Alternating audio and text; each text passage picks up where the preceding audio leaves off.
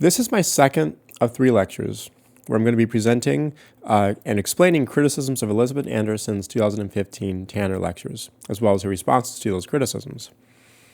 In this lecture, I'm going to be discussing Nico Kolodny's criticisms and her responses to those criticisms.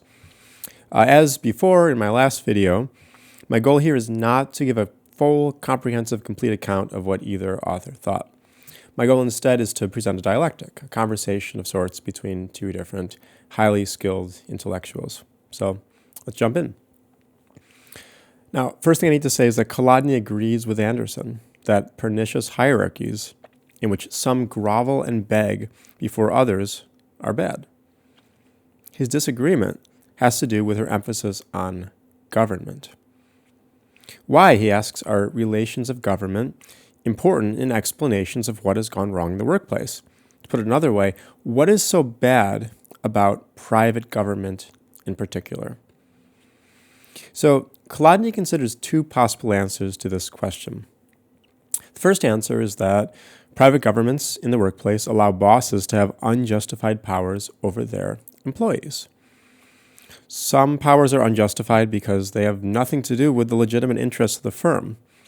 For example, if your boss says, "Wash my car," or "You're fired," she has made a request that has everything to do with advancing her own personal interests, but nothing to do with advancing the interests of the firm. In other cases, a power may be unjustified because it violates another important principle. So, for example, it might be the case that a shoe factory composed entirely of devout Catholics would be really efficient because you'd have a really cohesive culture, you'd have a really clear source for rules, and maybe it would be more efficient than a workplace composed of people from diverse faith traditions. But that doesn't mean that your boss would be justified in requiring, as a condition of your employment, that you convert to Catholicism. Right? So that's the second way that powers can be unjustified. Now, Kolodny points out that unjustified powers aren't bad because they harm workers. In fact, some exercises of unjustified powers might make workers better off. So, for example, imagine you show up to work one day and your boss says, "You're late for the final time, you're fired. But I do really need my car washed. So if you go wash my car, I can overlook it this time." That's a pretty good deal. It's plausible to me that you are being made better off by accepting the offer than you would if you don't take the offer. But it still seems wrong. It still seems a little bit yucky. It seems wrong that you're in a position where your boss has the power to make you wash her car or satisfy her other whims. So that was the first possible answer. The first possible answer was private governments in the workplace are bad because they allow bosses to have unjustified powers over their employees. Let's just stop for a second and recall the task that we're engaged in. What we're trying to do is answer the question, what is so bad about private government in particular? That's the question that Kolodny has asked of Anderson. Now, Kolodny doesn't think that this first possible answer succeeds. And the reason why he doesn't think it succeeds is that he thinks Anderson would object to workplaces in which bosses dominate their workers entirely through the use of justified powers. If the only argument against private governments is that they involve the exercise of unjustified powers, then we have no argument against private governments in which only justified powers are used. So let's slow down again and examine the logic of what I just said. So suppose that you've asked me for an opinion about your shirt collection, and I say, "I object to every shirt in your collection." When you ask why, I say, my only one reason is that orange shirts are ugly. Suppose that you then show me a green shirt in your collection. If I still want to object to each and every shirt in your collection, including the green shirt, I need to come up with a new reason. Similarly, if we want to object to private government in which legitimate authority is exercised and illegitimate authority is not exercised, we need to come up with a new reason to criticize private government. We can't simply appeal to the relationship between private government and unjustified powers if we want to criticize private governments in cases where only legitimate powers are exercised. So we need another answer to the question, what is so bad about private government in particular? So the answer can't be because people boss others around in private governments. And the reason why that can't be is that in state governments, there are plenty of legitimate ways that we boss each other around. It's legitimate for a state to pass laws that hold people accountable for example, fraud. And the enforcement of such laws involves bossing people around. So let's slow down again and just get clear about how that argument works. Suppose I liked your green shirt and I disliked your orange shirt. If you ask me, what don't you like about my orange shirt? I shouldn't respond by saying, it's a shirt. And the reason why I shouldn't respond in that way is because I like your green shirt. I like your green shirt a lot in this case. So for the same reason, since we think it is sometimes legitimate for some people to boss others around, we shouldn't say that private governments are bad because people boss each other around. So if the answer can't be because people boss others around, what is it? And again, our question is, what's so bad about private governments in particular? So Kolodny suggests another answer. In a liberal democracy, the rules are written by the people. In a private government, the rules are written by the bosses. In a firm, I can point to one person and say, that person is dominating me. She wrote the rules and is enforcing them against me. In a liberal democracy, on the other hand, you can't point to anyone in particular and say that. You can't say that they've unilaterally created laws that you had no say in. But Kolodny doesn't find this answer convincing either. And the reason why is because it doesn't tell us why being subject to someone else's will is bad. All it does is reassert that in a private government, one is subject to someone else's will. In other words, all it does is assert that private governments are private governments. So Kolodny concludes by saying that there's a slippery slope. If Anderson criticizes corporations for being private, then there's a danger that her arguments will lead the way to workplace democracy. If you are a fan of workplace democracy, then you're going to welcome this. You're going to welcome it as a good-making feature of her account rather than a danger to be feared. But if, like Anderson, you're worried about the losses to efficiency that could result from establishing a full workplace democracy, then you should be really concerned.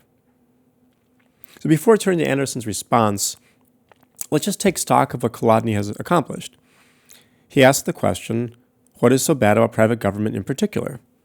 He offered two potential answers on behalf of Anderson and rejected them both. The first was that private governments resulted in the exercise of unjustified powers, and he rejected this because private governments can be objectionable even when they don't involve the exercise of unjustified powers. Second was that in private governments, the laws are formed through an undemocratic process, such that some are dominated by others. And he rejected this second answer because it isn't clear why it is a problem that people are dominated by others. He then offered a slippery slope argument that accepting Anderson's line of argumentation may lead to an advocacy of full-on workplace democracy. So Anderson's response is extremely direct. So what she says is private government is bad because it leads to hierarchies of authority, esteem, and standing that are affronts to our dignity. So let's begin with hierarchies of authority. So Anderson tells a story about NASA and a strike that some astronauts participate in. So what they say is, I'm just going to read you a quote from pages 127 and 128 from Private Government. NASA began sending extremely specific instructions about minute-by-minute tasks for the astronauts to accomplish. They tried to keep up for 2 weeks, but found themselves falling behind as there was no room in the schedule for the natural delays that happen at work. Moreover, they were exhausted with these 16-hour days. When they fell behind, NASA began demanding less sleep and working through their meal breaks. So the astronauts began to complain to Mission Control, but NASA's response was that they were whining. Mission Commander Gary Carr and his crew demanded a day off. NASA refused. So Carr simply shut off the radio and the astronauts took the day off they wanted. After the one-day strike, NASA finally came to terms with the astronauts. The next day, December 29, NASA agreed to quit micromanaging the astronauts, allowed them to take their full meal breaks, and just sent them a list of tasks for the day and let them figure out how to get the tasks done. Treat them like adults. And it worked. All the projects got done before the mission ended. So when somebody is micromanaging your tasks and not affording you the space to exercise your autonomy, you might object to the treatment on the grounds that you are being treated like a child. But here's the thing. We ought to object even when children are treated this way as well. When someone else dominates you in this way, what you experience isn't simply the hunger of a delayed lunch break. You experience a dignitary harm as well. Now let's talk about hierarchies of esteem and standing. Imagine that it is a hot summer day in 2011 in Allentown, Pennsylvania, and you are an employee of Amazon. After hours of working in dangerously hot temperatures, you and other employees request that the doors of the warehouse be opened to allow for better air circulation. Your bosses refuse because they are worried about theft by employees. Instead, what they do is they park ambulances outside. That way, if you pass out, you can be transported promptly to the hospital. To add insult to injury, being carted away in an ambulance due to these dangerous conditions would result in your receiving a demerit for missing work, which could lead to your being fired. In that workplace, you are treated as if your interests don't matter at all. The interests of the customers matter and the interests of Amazon's shareholders matter, but yours can be sacrificed to the extent that Amazon can get away with it and will benefit from sacrificing them. If you have succeeded in really putting yourself in the shoes of the Amazon worker in the story, you're going to see that the harm to you isn't simply the harm of overheating. The harm is dignitary. The harm is a dignitary harm. Finally, Anderson addresses the slippery slope argument. So, the reason why she doesn't call for workplace democracy is, as she puts it, pragmatism. Corporations often require vast concentrations of capital and top-down coordination of behaviors in a way that liberal democracies don't.